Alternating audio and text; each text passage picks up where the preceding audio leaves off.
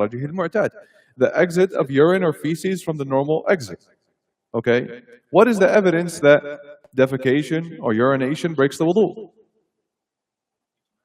Ijma', consensus. There's no differing regarding this in the ummah. Okay? Are there evidences from the Quran and Sunnah that these things break the wudu? Yes. Okay, we mentioned, for example, وَإِن كُنتُم مَرْضَى أَوْ جَاءَ أَحَدٌ مِّنكُم مِّنَ الْغَائِطِ أَوْ لَامَسْتُمُ النِّسَاءَ فَلَمْ تَجِدُوا مَاءً فَتَيَمَّمُوا صَعِيدًا طيبا أو وإن كنتم مرضى أو على سفر وإن كنتم مرضى أو على سفر أو جاء أحد منكم من الغائط أو لمستم النساء فلم تجدوا ماء فتيمموا صعيدا طيبا. And if you are ill or on a journey or one of you comes from al-gha'it or you have touched woman and you do not find water, then perform tayammum with clean earth. So that indicates what? That these things are nullifiers of wudu, because Allah is saying perform what? Tayammum. أو جاء أحد منكم من الغائط. If one of you comes from al-gha'it. What is al-gha'it? We said originally it refers to a low-lying piece of land, because that's where people would go to relieve themselves. And so Allah is saying, if you come from that, meaning you come back from relieving yourself, then, and you don't have water, then perform tayammum, okay? Any evidence from the Sunnah that these things nullify wudu? Hadith of Safwan ibn Asad, where the Prophet ﷺ told them to wipe over the khufs, and he said, وَلَكِن مِّن غَائِطٍ وَبَوْلٍ وَنَوْمٍ. However, not due to defecation, urination, or sleep. Meaning we don't have to remove our khufs from what? Defecation, urination, or sleep. And that indicates that these things are what? Nullifiers of wudu. And we're going to talk about sleep later, inshallah, and what type of sleep breaks your wudu. Okay? Also the hadith of al-Muhajir ibn Qunfud, where the Prophet ﷺ was urinating, and he greeted him with salam, and the Prophet said what? I cannot? No. Different if you say I cannot, huh? He said, I disliked mentioning Allah while in a state of except while in a state of purity. I dislike mentioning Allah except while in a state of purity. That indicates that urination is a nullifier of wudu. As we said, that's a consensus. There's a consensus on that issue. Okay. Second nullifier we talked about is the exit of wind, passing gas. Okay. Evidence? Evidence that passing gas breaks your wudu. Do you know anything? Does it break the wudu? Passing gas. You're right. So Yusuf is saying right. Yes. How do you know? My dad told me. Consensus. Ijma'. Consensus. The scholars of the ummah agree that it is a what? Nullifier of wudu. Okay? Are there evidences in the sunnah? Yes. Okay? The hadith we mentioned, where the Prophet ﷺ said, لا تقبل صلاة من أحدث حتى يتوضأ. The salah of the one who enters a state of hadath is not accepted until he performs wudu. Who's narrating this? Abu Hurairah radiyallahu anhu. And so a man from Hadramaut told Abu Hurairah, what's hadath? What's hadath? And so he said, فُسَاءٌ أو ضُرَارٌ. Silent wind or wind with sound, meaning passing gas. Okay? Also, the hadith of where they told the Prophet ﷺ, they complained to him that I imagine something coming out during my salah. And so he said, do not leave unless you smell something or hear it, indicating that it's a nullifier of your wudu. Okay, the hadith reported by Muslim, hadith Abdullah ibn Zayd, reported by Imam Muslim. Okay? طيب. Now, we talked about a related issue, which is woman passing air from the front passage. If a woman passes air from the front passage, they mentioned a khilaf here. Okay, briefly, what was the differing on this issue? If you guys remember. We said, Shafi'iyyan, Hanabila, Ahsant, that it nullifies the wudu if she passes air from the front passage. And Hanafiya and Malikiya, they said that it what? Does not break the wudu. It does not break the wudu. The reason, what was their reasoning? Ahsan, there's no normal passage between the front passage and the back passage. So it's not intestinal gas. It's not intestinal gas. It's just ordinary air that gets trapped in the body part. Okay? It's just ordinary air that gets trapped and released sometimes. Okay? So there's no opening between the bowels and the female front passage in normal, healthy woman. Okay? So the correct opinion is that the normal air that a woman may pass from the front passage does what? Does not break the wudu. Does not break the wudu. Are there certain cases where it does? Yes. On what case? What is that?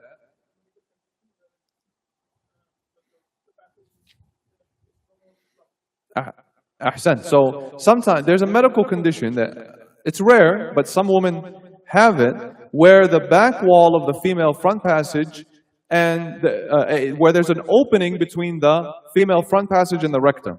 And so intestinal gas leaks through the front passage, and they call it a rectovaginal fistula.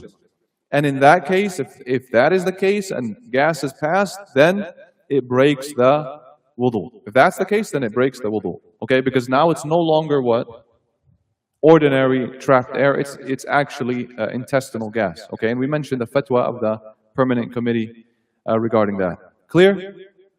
Madhi breaks the wudu. The third thing, we said madhi. Sah? What is madhi? Huh?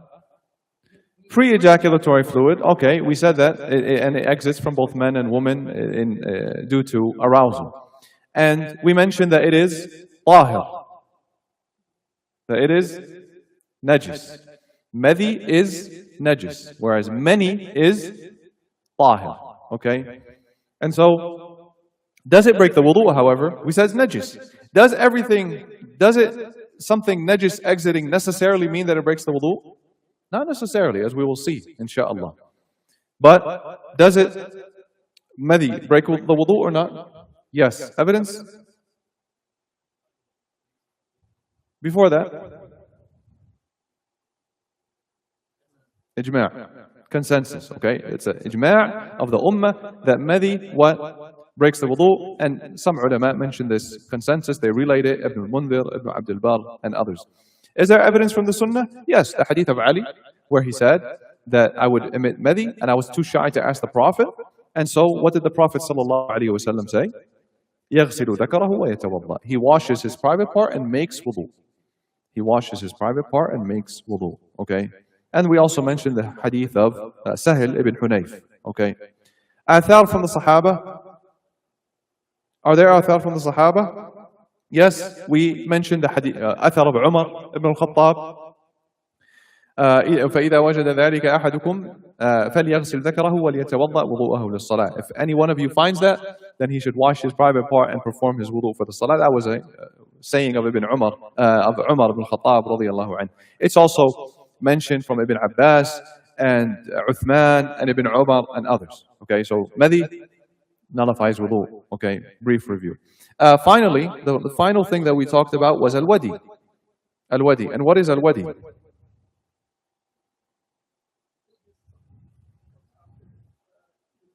Ahsan. A wadi is a fluid that exits after urination without arousal, without desire. And it also may exit for some people when carrying heavy things. Okay?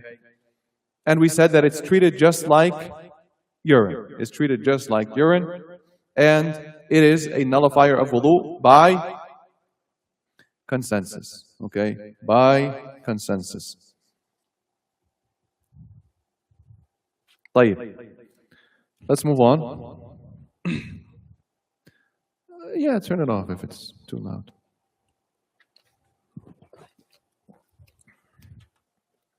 طيب. خامسا خروج النادر من السبيلين. خروج النادر من السبيلين كالدود والحصى ودم البواسير وغير ذلك ينقض الوضوء وهو مذهب الجمهور الحنفية والشافعية والحنابلة. Fifth, unusual things exiting from the two passages. Okay, so they say here, the exit of unusual things from the two passages, such as worms, stones, blood from hemorrhoids, and other things nullifies the wudu. Okay? And this is the madhab of the majority of scholars, the Hanafiya, the Shafi'iyya, and the Hanabila. Okay, so examples of this would include what? Things exiting from the two private passages, but is not urine or feces. Huh? Yeah, worms, for example, certain types of worms. Kidney stones is probably one of the more common examples. Someone passes a kidney stone, but without urinating, for example. Does it break the wudu? Okay.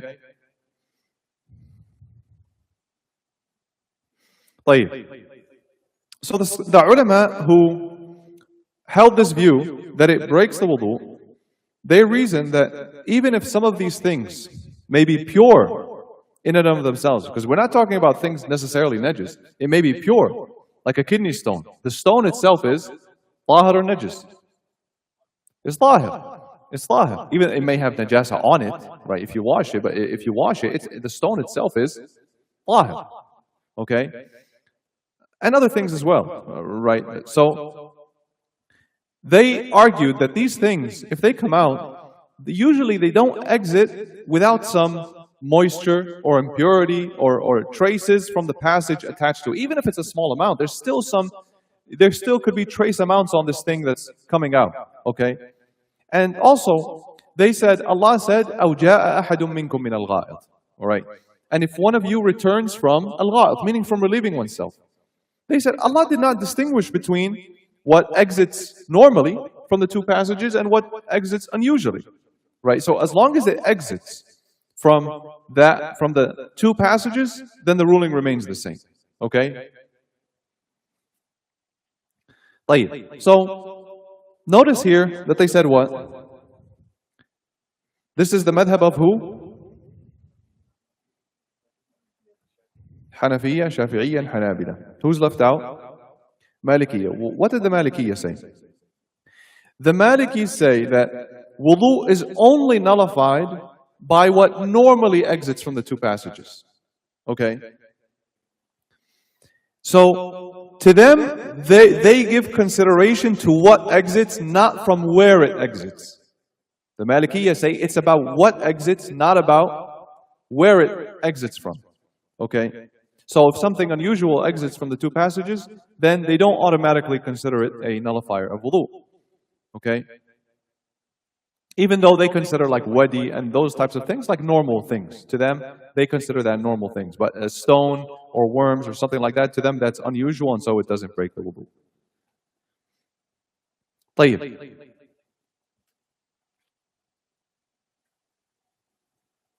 Why do the ulama differ on these types of issues? Okay, these types of things. The reason is because they differ regarding what exactly is the basis for nullifying wudu. Okay, so they agree that if someone passes urine or feces or wind or madhi or wadi, that this breaks the wudu. Okay, now what is the reason these things break the wudu? So you say it's because najasa is leaving the body? Okay, so some of them argued like that. Some of them said that the ruling is attached to najasa. If najasa leaves the body, then it breaks the wudu. Okay? Other ulama said, no, the consideration is given to the substance exiting. Huh? No, the substance itself. Okay? So the ruling is attached to what normally exits, such as urine, feces, wind, madhi, and the like. Okay? That's what breaks the wudu. It's about those specific substances. Okay? Some said, no, consideration is given to the passage it's exiting from. Okay? So anything that exits from the front passage or the back passage, the private parts, whether it's urine, stones, or something else, then that breaks the wudu. Okay? So now you have an issue. Is the ruling attached only to the substances mentioned in the text? Or is it attached to anything impure exiting from the body? Or is it attached to anything exiting from the two passages? Right? What's the basis? Why do these things break the wudu. So they differ, and that's some of the reasons they differ over some of these issues, as we will see. Okay? Another issue, a related issue, is whether something inserted into one of the two passages, whether something inserted then removed, does it nullify the wudu? Okay, that's a related issue. Like, for example, if someone does a rectal examination, the doctor, or sometimes they insert cameras or whatever, right? A catheter, right? A catheter. They insert a catheter into the urethra, then they remove it. Does that nullify the wudu? Based on what we said here, that anything coming out from these two passages nullifies the wudu, then in this case, nullifies the wudu. Okay? Nullifies the wudu. Why? What was their reasoning? Huh? Yes, it's coming from the two passages, and they also argue like it's rarely ever free of najasa. There must be some najasa coming with it if it's coming from this passage. Okay? And when we're talking about this, we're talking about the urinary passage, because sometimes a female may have a exam, a vaginal exam, and it's nothing is inserted into the urethra.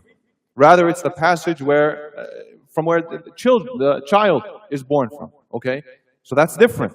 When we talk about the two passages, we're talking about what? Urethra and the back passage. Urethra meaning where urine comes out from. Okay. So, if something exits, according to what we said here, if something exits from the urethra or the back passage, then according to the majority's principle, it nullifies wudu. What is the principle of the majority? Anything that comes out from the front passage or the back passage nullifies the wudu. That's their principle. Okay? Anything that comes out from here nullifies the wudu. So it's not the insertion in the case of a medical procedure or whatever. It's not the insertion that breaks the wudu, but it's when it comes out is what breaks the wudu. So if something was inserted but doesn't come out, it doesn't break the wudu. What is an example of something inserted but doesn't come out? We gave the example when we talked about fasting, inserting what do they call it? What do they call those things? The things that are inserted in the back passage? No, it's suppositories, barakallahu fiqh. The suppositories, and it's common, they use it for children a lot, but even in adults as well. Okay? Clear?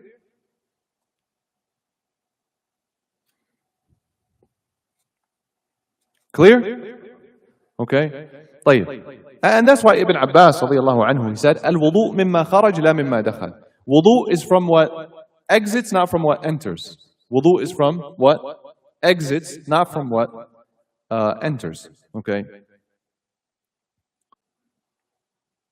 Clear? So, unusual things exiting from the two private passages, nullify wudu or not? Nullifies wudu. Nullifies wudu. And that is without a doubt safer. Huh? Okay. طيب. سادسا رطوبة فرج المرأة. رطوبة فرج المرأة. And this is a question that women ask about a lot. Okay.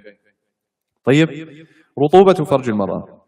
الرطوبة الخارجة من فرج المرأة مسلك الذكر لا تنقض الوضوء وهذا اختيار ابن حزم وابن عثيمين.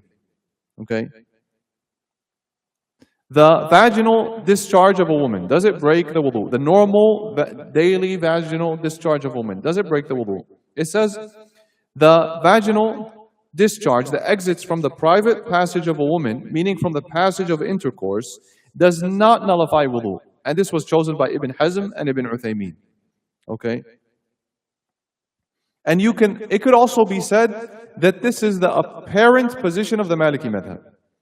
It could also be said that this is the apparent position of the Maliki madhab. طيب. This is an extremely important issue, okay? And women ask about it a lot, okay? The issue, clarifying the issue, Allah subhanahu wa ta'ala created the woman with two front passages. The passage from which urine exits, the urethra, the passage from which urine exits, and the passage connected to childbirth and marital relations. Okay, Now, the fluids that exit from the second passage are not all the same. Some of it is many, okay?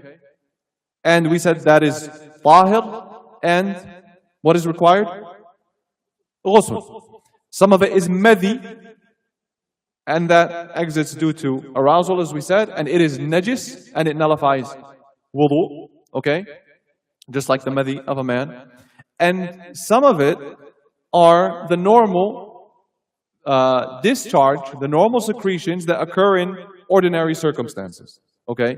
That's what we're talking about here. That regular, daily discharge or secretion that a woman experiences on a day-to-day basis. As for the other passage, the passage from which urine exits, we already established that everything that comes from there, what? Nullifies the wudu, okay? Now, these vaginal discharges,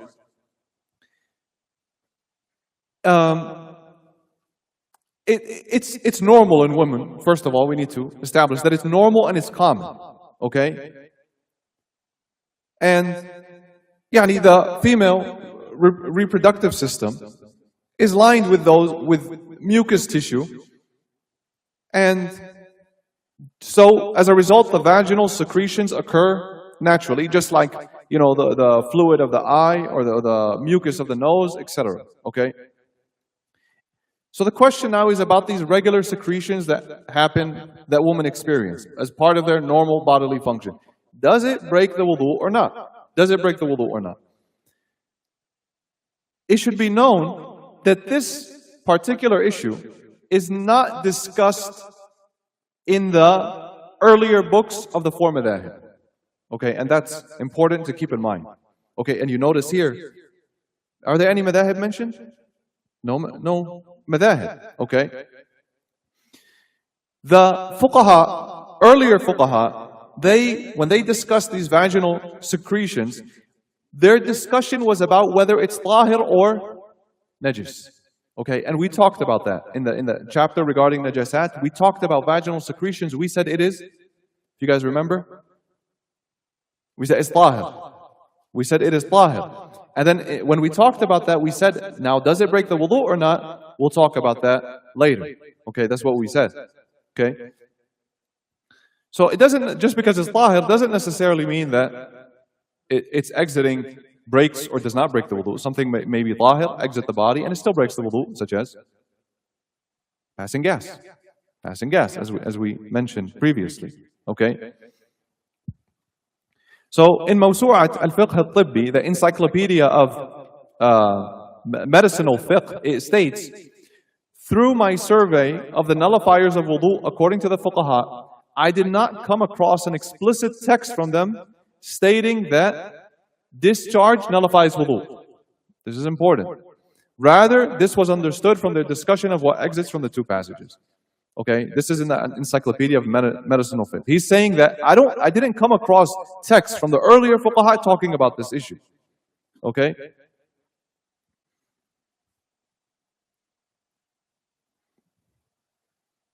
طيب. The later ulama, the majority of the later ulama, say that these secretions, these discharges nullify wudu. The vast majority. Okay? A minority of ulama said it does not break the wudu, and that is the opinion mentioned here. And this is the stronger position, that it does not break the wudu. Normal vaginal discharge does not break the wudu. Okay? That it doesn't break the wudu. Yes. No. Why did the majority of ulama say, the majority of the later ulama, why did they say this breaks the wudu? Ahsant.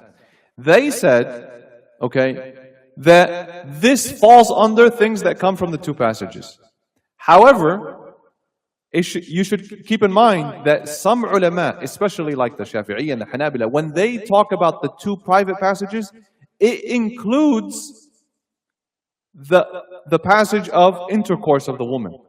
Whereas when we talked about it, we said it only includes the urethra and the back passage. So to them, anything that comes from the private part of a woman breaks the wudu. To them, anything that comes from the private part of a woman breaks the wudu. However, we're going to argue that this isn't coming from the passage of urine. Yes, it's coming from her private part, but it's from the urethra. It's from the it's from the vaginal passage, not from the urethra. Not from the urethra. Okay. Evidence that this does not nullify wudu. So we chose this doesn't nullify wudu. What are some evidences? Ahsan. This is the foundation. And that there is no verse in the Quran, no authentic sunnah, and no consensus requiring wudu because of these normal discharge, the discharge or secretions. Okay? And we can only legislate what Allah subhanahu wa ta'ala legislated. Another argument that this does not nullify the wudu is that these secretions, as we established, are what? They're normal and they're common among women. Okay? They're normal and they're common among women. How is that an argument?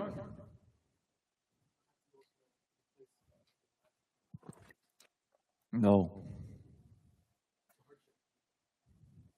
Jayyid, you're on the right track. We're saying it's common among women. So what does that show? No. If it's common among women, so if it nullifies wudu, the Prophet would have clarified it to the women of this ummah. Something all women experience, right? Yet there's no hadith even transmitted on this issue. We're not even talking about sahih hadith. There's no weak or authentic hadith on this issue, okay, as far as we know. Also, when the fuqaha, they talked about issues which nullify wudu, and they talked about in detail, and they even included things that rarely happen. Yet with that, many of them didn't even mention this issue. Many of them didn't even explicitly mention the issue. That's why we said in the beginning that what the earlier fuqaha didn't even explicitly mention it. They didn't even talk about it. Okay? So they talked about it when they talked about is it tahir or najis. So why aren't they talking about it if it was a nullifier of wudu? And that's a strong argument. That could indicate that they didn't see it as a nullifier of wudu. If it were a nullifier of wudu, especially given how common it is, then it would have been transmitted. We have athar from the salaf. We would have, transmitted generation after generation, mentioned in the reports, mentioned in the ahadith, discussed by the fuqaha, debated among the fuqaha. But what? We don't have any of that. We don't have any of that. Another argument is what the brother mentioned regarding hardship. And that leads to, if we were to say normal vaginal discharge of a woman is a nullifier of wudu, that leads to clear hardship. In fact, the difficulty of avoiding this or making wudu every single time it comes out is greater than the difficulty of avoiding the leftover water of a cat or the leftover food of a cat. And the Sharia ruled that the leftovers of a cat are tahir. Why? Because they roam around and it's difficult to avoid. So the Sharia ruled that it's tahir. And so if these discharges are part of the normal function of the female body, then how could it be that it's a nullifier of wudu and the hardship in it is far greater than avoiding the leftovers of a cat? In fact, a woman who doesn't experience this is medically unhealthy if there are no discharge, no discharge or no secretions. Okay? Then if we say it's a nullifier, if this were to be a nullifier of wudu, then this would be the constant preoccupation for a woman. Right? If we say it's like urine, if it exits, it's like urine. Did something exit or not? She makes wudu and then she has to make wudu again. It would be a constant nullifier of wudu. In fact, it's more difficult than urine. Why? Because urination is voluntary. You can control it. Whereas the discharges, they're not under a woman's control. Okay? And this is without a doubt extreme difficulty if it was a nullifier of wudu. It is extreme difficulty. Okay? Another argument, the ones who said everything that comes from the private part breaks the wudu. We say, yes, it comes from the female private part, but it does not come out of the passage of urine. Right? It doesn't come from the passage of urine. Okay, and so it can't be treated like it. It can't be treated like urine. It doesn't come from the same passage. Okay. As for the ones who said that it does nullify wudu, what was their main argument? it exits from the private passage. And that in and of itself, that argument in and of itself is weak. In fact, that argument needs proof. That is not a proof. It needs proof. To say everything that exits from the female front passage nullifies wudu. We say, what is the proof for that? That itself is not a proof. Okay? Conclusion? It is not a nullifier of wudu. The conclusion is that it is not a nullifier of wudu, even though the majority of scholars say that it is. Okay? And it's treated just like sweat and mucus and tears and similar natural body moisture. It's treated like that, like natural body moisture. Okay. So we said that these normal vaginal discharge, the normal vaginal discharge that a woman experiences, does not break the wudu. It is not a nullifier of wudu. There's a nice benefit regarding this issue, and Shaykh ibn Uthaymeen rahimahullah. Okay, Shaykh ibn Uthaymeen, just so we understand the seriousness of knowledge, Shaykh ibn Uthaymeen rahimahullah used to think about this issue a lot. Okay, the issue of, does the normal vaginal discharge break the wudu or not? Okay. And to a lot of people, to them they think like it's a small issue in tahara. Yeah, break. All right. I was talking to someone, subhanAllah, and this shows the importance of wallahi, these types of lectures. I was talking to someone. He said, yeah, what are you up to? I said, yeah, I'm doing some classes. We're studying fiqh. He said, oh yeah, can I see? So I showed him one of the videos. He said, what's this video about? I said, this is about mash al-khuffayn, wiping over the khufs. He said, why? What do we have to do if we wipe over the khufs? I said, what do you mean, what do we have to do? There's certain rulings. You can't wipe over this. You can't wipe longer than this time. You have to. He said, I don't do that. Most people don't even know about these things. So imagine, like someone may be praying years and years, and they don't even know ahkam tahara, mash al-khuffayn. He said, yeah. I just wipe if I have socks on, whenever I just wipe. I said, no, you have to put it on while in a state of tahara. He said, I don't do that. I said, what kind of salah is that? You think Allah is going to, just excuse you? You have the ability to ask and seek knowledge. You have to, wajib. Shows the need of these types of things. So Ibn Uthaymeen rahimahullah, he used to think about this issue a lot. Does the vaginal discharge break the wudu or not? And women used to call him, and he said, I would be put in an uncomfortable situation. I don't know, right? And he used to hold the position that, what? It breaks the wudu, okay? And he would ask, I even heard him in many audios, he would be asking the students, does anyone have any benefit on this issue? Anyone have anything from the Salaf? Anyone have anything from the Salaf, that can help clarify this issue for us? And that shows you, they don't rush to give fatwa, speak, okay? And so I was listening to one thing, and one of his students, he said, a long time ago, 30, 40 years ago maybe, he said, I prepared a research paper on this issue. And he gathered whatever he could gather, and he gave it to the sheikh. And the research paper was arguing that this does not nullify the wudu. Okay? And so he gave it to the sheikh, and the sheikh took it. Of course, the sheikh used to hold the view that it nullifies. And so the student said, when I gave it to the sheikh, I thought like, now he's going to take this position, and he's going to, read it, and he's going to be convinced. Khalas. He said, no, I have to pray istikhara as well.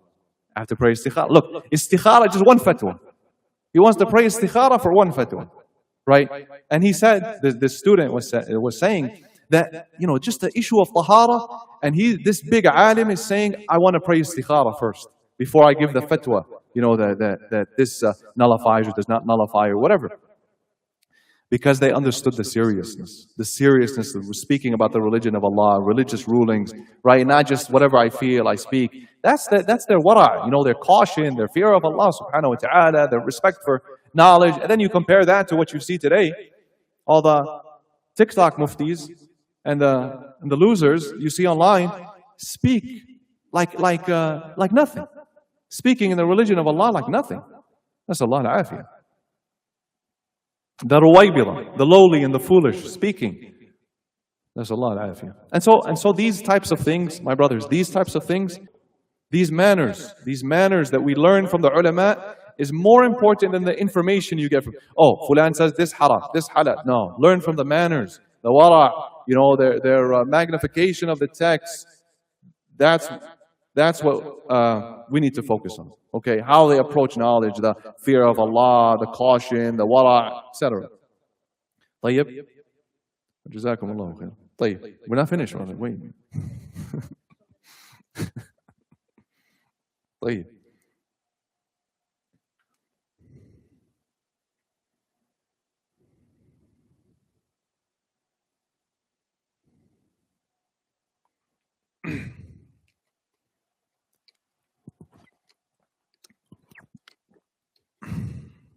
طيب.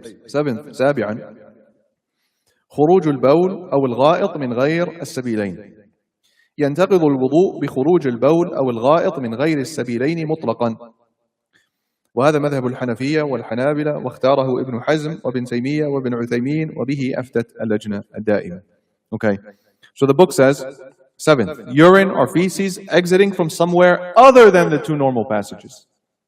Okay, so they say wudu is nullified whenever urine or feces exits from somewhere other than the two normal passages, mutlaqan, without qualification. Okay, and this is the position of the Hanafiya, the Hanabila, and it was chosen by Ibn Hazm, Ibn Taymiyyah, Ibn Uthaymeen, and it is the fatwa of the permanent committee. Okay. طيب. What is this issue referring to? Ahsant. Okay, it may sound unusual, but it's quite common. Urine or feces exiting from somewhere other than the two normal passages. Okay, so a person may undergo surgery in which the normal route for urine or feces is diverted and an opening is made, known as what? Stoma, I think. Stoma. They have things called stoma bags. And therefore, the contents of the intestines leave through that opening into an external pouch, right? So similarly, with urine as well, they have like a catheter sometimes may be inserted into the bladder, and urine is removed from the body through that opening. Okay, urinary diversions, as they call it. Okay, so now the question is, if urine or feces exits from somewhere other than the normal passage, does it nullify the wudu? Do those things nullify the wudu? Okay, as you can see, the scholars differed regarding this. Okay, the first opinion, okay, is that it nullifies the wudu in every case. That it nullifies the wudu in every case. And this is, as they mentioned here, the position of the Hanafis and the Hanbalis. Okay? And of course, according to this view, the ruling follows the substance that exits. Okay? So, urine remains urine. Feces remain feces, even if it exits from some abnormal opening. Right, or surgically created opening. So that's the first opinion, and that's the opinion mentioned in the book, and that is the stronger position. Okay, that's the position we're going to take, and that is that it nullifies the wudu. The second opinion is that they distinguish between different circumstances. Okay, they said the normal passage, okay, may be open or it may become blocked. They said if the normal passage is open, okay, it's not blocked, then what exits through an abnormal opening does not nullify wudu. That's what they said. So what if the passage is blocked then? So let's say someone's behind is blocked. They can't defecate from there. They said if the normal passage has become blocked, then they distinguish according to the location of the opening. They say if the opening is above the stomach, then it doesn't nullify wudu. Why? If it, like, let's say the opening is here, or here, or here, and it comes out, they say it doesn't nullify wudu. But if it's below the stomach, the opening is below the stomach, then it does nullify wudu. Okay? And this is the position of the Malikiyyah and the stronger of the two opinions within the Shafi'i madhab. So Malikiyyah, Shafi'iyya, this is what they say. All right. What is the evidence for the first position who said, no, if urine or feces comes out from anywhere else in the body, then it nullifies the wudu? They said, Allah said, أَوْ جَاءَ أَحَدٌ مِّنكُم مِّنَ الْغَائِطِ, that, and if one of you comes from relieving himself. They said that the ruling in the verse is connected to what exits, okay? Feces or urine, rather than the particular opening it exits from. That's what they argued, okay? And so they said there's no difference whether it exits from the normal passage or some other opening. In a way, they relieve themselves. They relieve themselves of the feces and urine. Understood? Understood the argument? The second evidence is the hadith of Safwan ibn Assad that we mentioned so many times. What does the hadith say? At the end of the hadith. But not from defecation, urination, or sleep. Right? Not from defecation, urination, or sleep. They said that the Prophet connected the ruling to the urine and feces themselves. And so the passage doesn't matter. The passage doesn't matter. If there's gha'it, feces, if there's bowl, urine, then it nullifies. Okay? And another evidence, final evidence we'll mention here, they reasoned and said that it does nullify the wudu. They said, or Shaykh al-Islam ibn Taymiyyah said, we'll just mention his words, وَالسَّبِيلِ إنما يغلظ حكمه لكونه مخرجا معتادا للبول والغائط. The ruling of the two passages, Ibn Taymiyyah's words, the ruling of the two passages is only treated with such seriousness because they are the normal exits for urine and feces. If their ruling becomes stricter because of urine and feces, then urine and feces themselves are even more deserving of that ruling. End quote by Ibn Taymiyyah. What does that mean? What he's saying?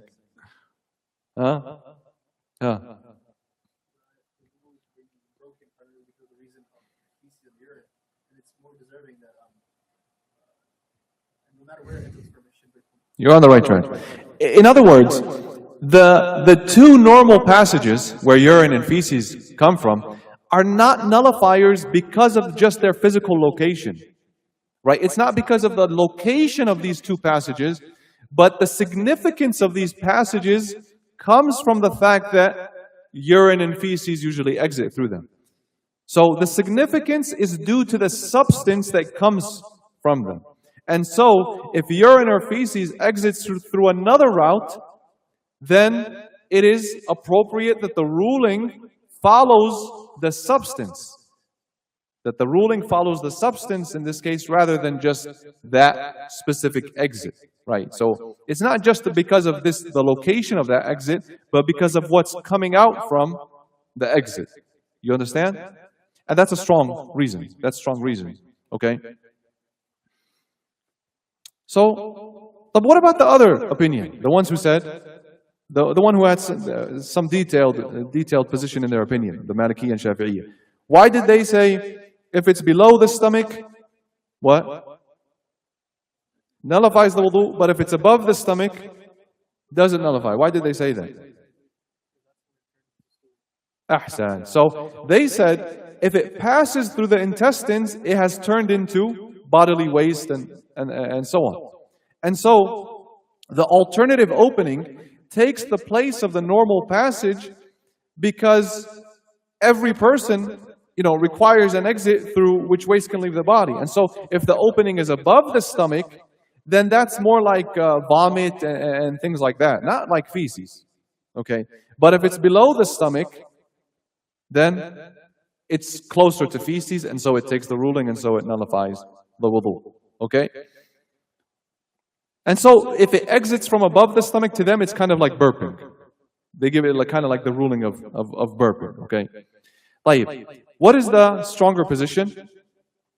Stronger position? We said the stronger position appears to be that urine and feces nullify wudu regardless of from where they exit. Okay? Regardless from where they exit. So even if there's an abnormal opening and someone has some medical condition and urine and feces exits from there, then it's a nullifier of wudu. Okay? It's a nullifier of wudu. What about this argument that if it goes from above the stomach, then it's treated like burping or vomit? Isn't that a strong argument? In reality, it is. It's a strong argument because they're saying it has not turned into feces yet. It's not turned into bodily waste yet. So how can we give it that ruling? And I think Ibn Uthaymeen, rahimahullah, took this position that if it's above the stomach, then it doesn't nullify, and if it's below, it nullifies. Either he took that position or said it's wrong, Allahu a'lam, in his Sharh al-Mumti'. And when I first thought about it, I said it's a strong opinion. But then, you can argue that the physical location of the opening doesn't always settle the question of what's coming out. Okay, not always. Why? Because, and I researched this and I wanted to find out, in certain medical conditions, if there's a severe intestinal obstruction, the intestinal contents may move backward and a person may even vomit feces. And they call it, I think, fecal vomiting or something like that. It's rare, but it happens, where feces can be vomited from the mouth. Nasallallahu al-afiyah. Okay? And so, this shows that the material originating in the intestines can move backwards. It can move backwards. It can move upwards. And so, for that reason, the more relevant consideration is the reality of what exits. So if it's urine, if urine is exiting, it takes the ruling of urine. And if it's feces, if it's actual intestinal bodily, if it's actual body waste, then it takes the ruling of feces regardless of where it comes out from. Okay, and so the ruling is not changed because of the location of the opening. That seems to be the stronger position. And this is the position of Ibn Taymiyyah rahimahullah, as the authors mentioned here. They said Ibn Hazm and Ibn Taymiyyah. Ibn Taymiyyah rahimahullah says, najasa that exits from somewhere other than the two normal passages is of two types. The first is urine and feces. These nullify wudu, whether the amount is small or large, whether they exit from below the stomach or above it, and whether the normal passage is blocked or remains open. So, he's taking the position of the Hanafiya and Hanabila, that urine and feces exiting from anywhere from the body nullifies the wudu absolutely, unconditionally. Okay? Now, there's one final issue. Now, a person with like these stoma bags or a urinary diversion or whatever, they may have a continuous flow of najasa coming out from the body.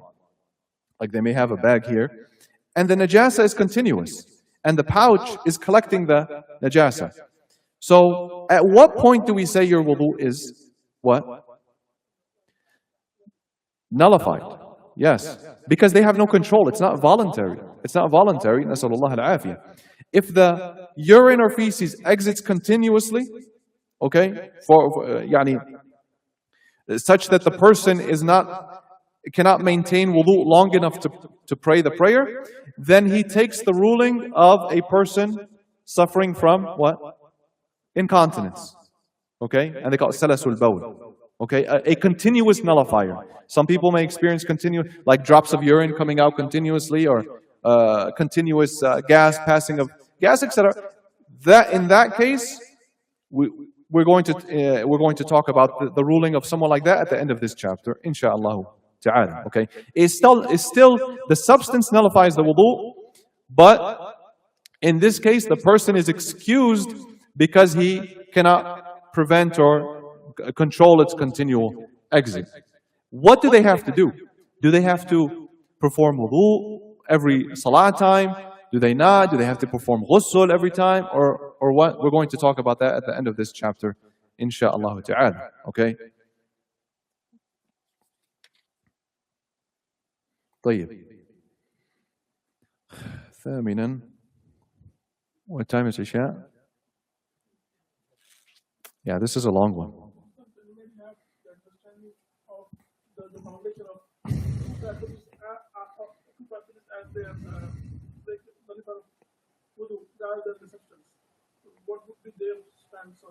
On which one?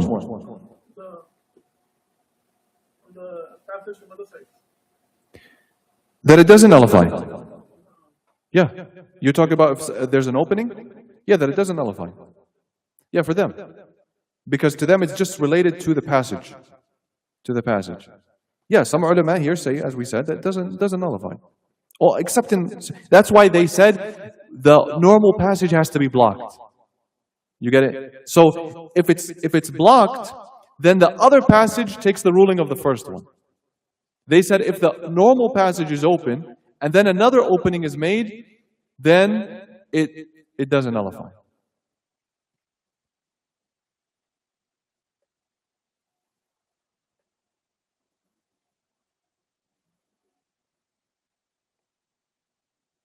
No. If it's above the stomach, and that, yeah, it's above the stomach, and it's, yeah, because we also mentioned that it's above the stomach. It also makes wudu. Yeah, regardless of where it comes from. Regardless of what it is. We're saying if it's urine or feces and it comes out from anywhere in the body, then it breaks the wudu. So if there's I mean, sometimes they do put openings like in the lungs, for example, and like, you know, like maybe some moisture or something comes out, that doesn't break the wudu. But the ruling here is only attached to urine or feces. Okay? No. Nasallallahu al-afiyah. Nasallallahu al-afiyah. We ask Allah for good health. No. Yeah, so we're not going to have time for the 8th point, which is things exiting from somewhere other than the 2 passages, which is not urine and feces, such as blood, such as vomit. Does it break the wudu or not? That requires a bit of a long discussion. So if there's any questions, we'll... Yeah, he changed his position at the end of his life. No. And that issue was long. You know, I tried to read some research papers on the issue. I tried to read whatever I could get my hands on, and that is the stronger position, inshaAllah ta'ala. That is the stronger position, that those vaginal discharges do not break the wudu. And there is some good research on it recent. Like I said, the older fuqaha, they didn't talk about it. So I found some good articles and research papers on it.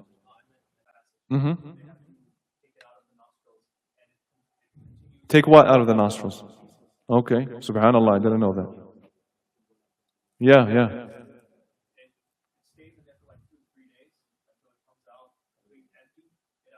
Like through like a tube?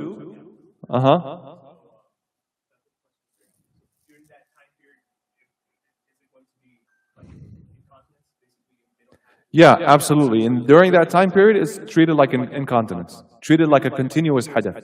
What does the person with continuous hadath do? We're going to talk about it at the end of this chapter. Tafadhal. That was one opinion. One opinion says when the salah time enters, they just do wudu once. And then they can pray whatever they want. And then the next salah time they perform wudu, and then they can pray even if something is coming out. Yes, some ulama took that position. But the stronger position is that even that is not wajib. Even that is not wajib, but we'll talk about that inshallah when we get to it. Okay? Same what? No. Yeah, of course. They can't perform wudu, then they perform. But that's a good application. So let's apply that situation. If the feces is coming from the tube through the nose, does it break the wudu or not? According to what we said, does it break the wudu? Yes. According to the other position, they would say no, because it's coming from above. And again, that's another thing that weakens that position. That's an example of an application that weakens that position, because it could be bodily waste that comes from above the stomach. So, inshallah, the position that we took is the stronger view. No matter where it comes from, it is a nullifier, if it's urine or feces. Absolutely. Like sometimes they even try to empty the contents, and I've seen this, where they empty the contents of just the stomach through the nose. Right? They empty the contents of the stomach, they put a tube, and so if the contents of the stomach is being emptied, just the stomach, then that's just like vomit. That's just vomit. That's not, that doesn't take the ruling of defecation. Clear? Anyone else?